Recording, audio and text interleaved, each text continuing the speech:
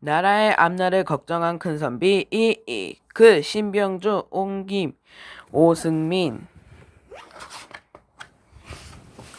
535년 12월의 어느 날 밤이었어요. 그날따라 찬바람이 세차게 방문을 두드리고 있었어요.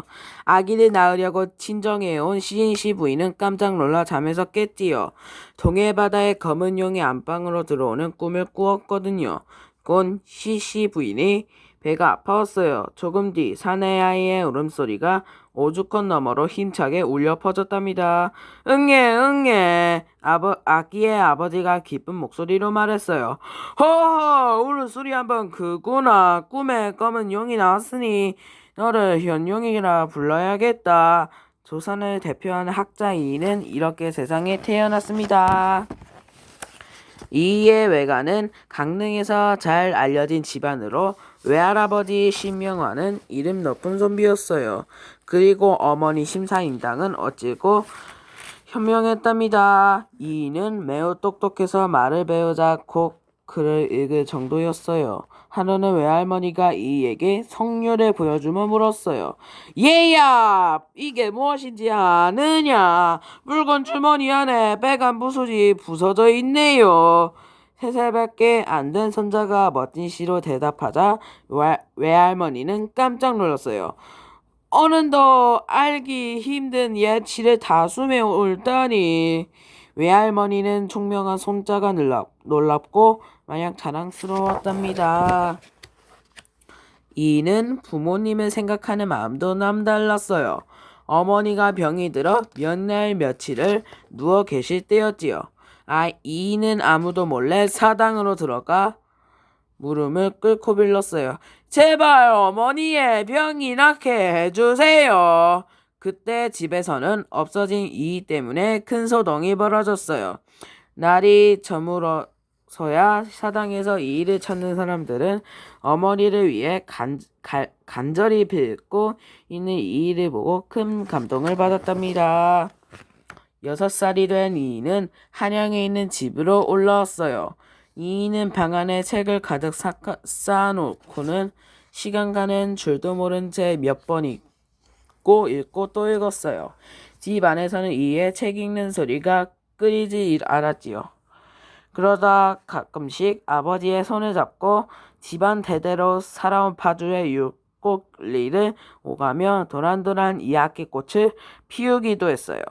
뒷날 이야기는 이는 이때를 그리워하며 호를 율곡이라고 지었답니다. 소학은 물론 논어, 맹자까지 거침없이 읽으면서 이는 점점 더 이젓한 아이로 자라났어요. 하루는 이가 율곡리에 있는 화석종이 올라갔어요. 눈앞에 펼쳐진 풍경은 그림처럼 아름다웠지요. 이는 그 자리에서 멋진 시를 지었어요. 쑥속 청자의 가을이 깊으니 시인이 생각은 한이 없어라. 먼 물은 하늘에 다 푸르고 서리 맞은 단풍은 햇빛 밝아불구나. 산은 외로운 달을 토해내고 강은 많이 바람을 머금는다. 병방 기러기는 어디 가는고? 저녁 구름으로 사라지는 그 소리. 8살 아이가 지은 시라고는 믿기 어려울 만큼 훌륭하지요. 이에 빼어난 글솜씨의 하루는 다르게 늘어갔어요. 이가 16살이 되었을 때였어요. 어머니 심사임당이 병으로 세상을 떠나고 말았어요. 어머니 어찌 이렇게 빨리 가셨습니까? 흑흑. 이의 가슴은 찢어질 듯 아팠어요. 이는 꼬막 3년을 어머니의 무덤 곁에서 지낸 뒤 슬픔을 잊기 위해 금강산으로 떠났어요. 금강산에 머무르는 동안 상처투성이었던 이의 마음대로 조금씩 새살이 듣기 시작했어요. 이는 1년 동안 금강산에 있다가 집으로 돌아왔어요. 그러고는 짐을 꾸려 강릉 외가로 내려갔지요. 글공부에 온 힘을 쏟기로 마음먹었거든요. 뜻을 그때 세우고 남의 본보기가 되는 행동을 따른다. 말을 적게 하고 혼자 있을 때도 몸가짐을 바르게 한다. 공부를 느리거나 급하게 하지 않는다. 이는 작용문을 써서 책상 앞에 붙여놓고는 공부하는 틈틈이 작용문을 보며 생활이 흐트러지지 않도록 노력했어요.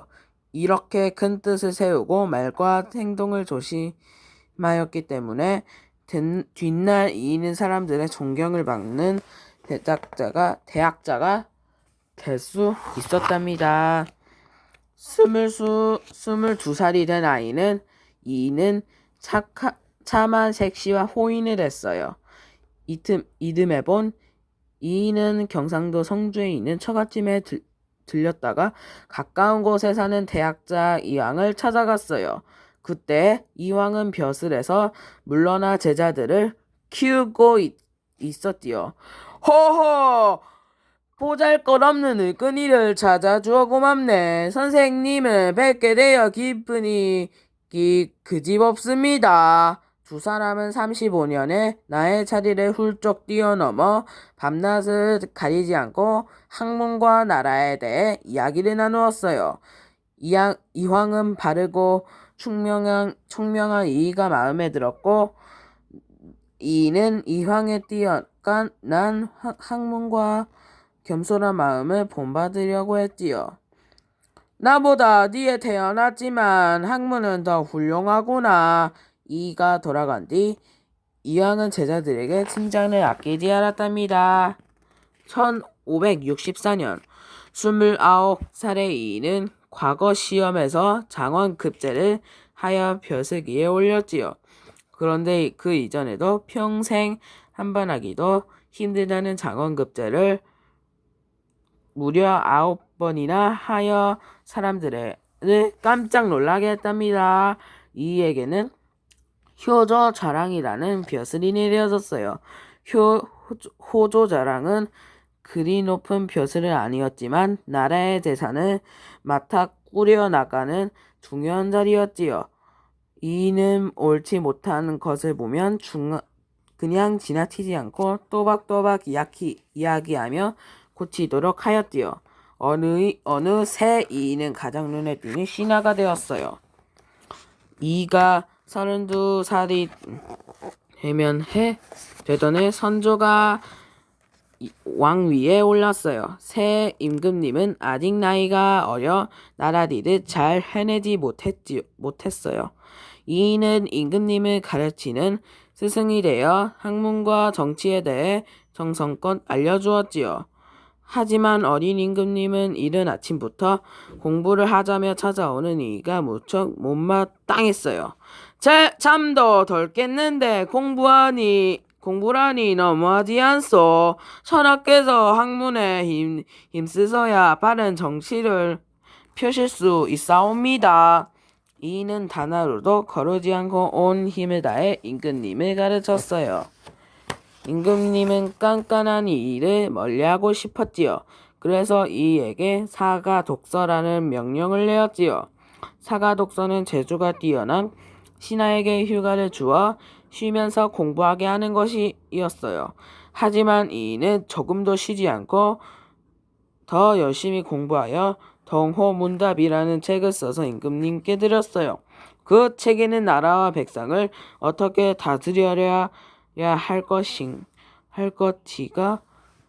친절하고 재미있는 대화로 쓰여 있었어요. 그제야 임금님은 훌륭한 신하를 멀리했던 것을 뉘우치고 이를 더욱 아끼고 사랑했답니다.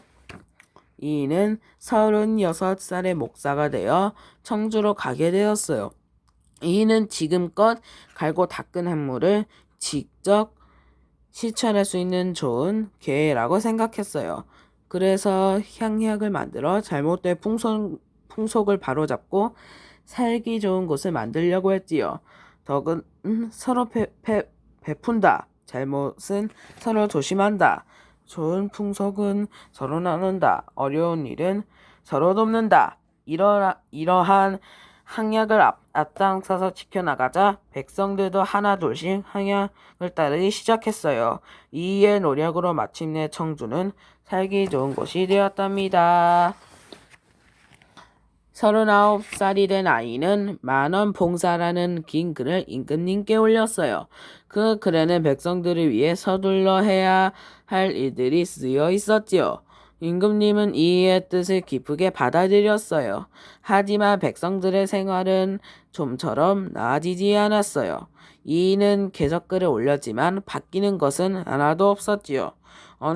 어느새 몸도 마음도 지켜버린 이는 벼슬을 버리고 해주 땅으로 내려왔어요.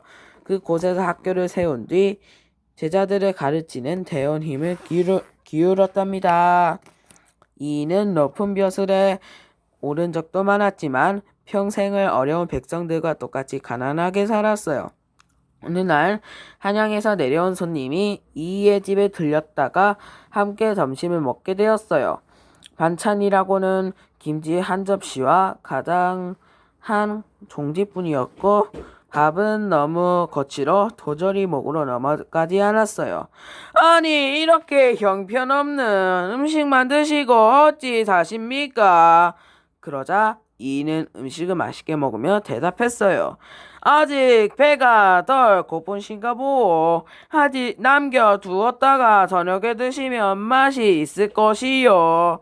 늘 좋은 음식만 배불리 먹어온 손님은 부끄러워 고개를 들 수가 없었답니다. 한편 임금님은 일 잘하고 믿음직한 이가 그리웠어요.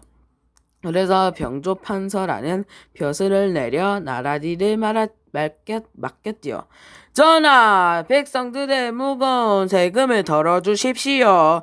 또 오랑캐가 들어오지 못하도록 군사 10만 명을 키워 나라를 튼튼히 해야 합니다. 이는 나라를 걱정하는 마음으로 임금님의 아래왔어요. 그러나 어리석은 신하들이 반대 때문에 이의 뜻은 받아들여지지 않았지요. 그로부터 9년 뒤 임진왜란이 일어났고 그래야 사람들은 이의 말을 듣지 않은 것을 뉘우쳤어요. 어느덧 이는 48살이 되었어요. 병조 판서로 일하여 몸을 아끼지 않았던 탓에 이는 큰 병에 걸려 자리에 눕고 말았지요. 이 소식을 들은 임금님은 의원을 보내 이인을 돌보게 했어요. 하지만 이의 병은 점점 더 깊어만 갔어요. 하루는 북쪽 지방으로 떠나는 관리 한 사람이 이일을 찾아왔어요. 제가 백성을 위해 해야 할 일이 무엇인지 여쭈고 싶습니다. 아버님께서 몹시 편찮으시니 다음에 만나셨으면 합니다. 이의 자식들의 아버지의 병이 더 깊어질까봐 걱정이었어요. 그러자 이는 내 몸은 다만 나라를 위할 뿐이다라며 관리에게 6가지 해야 할 일을 조목조목 일러주었어요. 몸을 일으킬 힘조차 없어 동생에게 말을 받아 적도록 하면서 말이지요. 이것이 자신의 목숨보다 나라와 백성을 더 사랑한 대학자 이의 마지막 모습이었답니다. 끝.